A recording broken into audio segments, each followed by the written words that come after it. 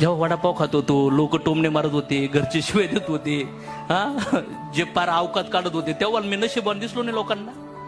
लोकांना काय दिसतं माहितीये का? गाडी दिसती, संपत्ती दिसती, श्रीमंती दिसती, अचिव्हमेंट दिसती. पण लोकांना आहे ना, यशस्वी लोकांचा संघर्ष दिसत नाही, त्यांचा त्याग दिसत नाही, त्यांचे अश्रू दिसत नाही, त्यांच्या जीवनातलं बलिदान दिसत नाही.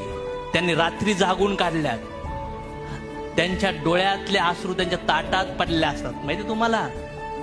आणि ते फार तात्पुरता काळ असतो, पण लोकांना नंतर आयुष्यभर यश दिसायला लागतं. फक्त सगळे यशाच्या लोकांच्या पाठीमागे ना पेनफुल स्टोरी आहे बॉस.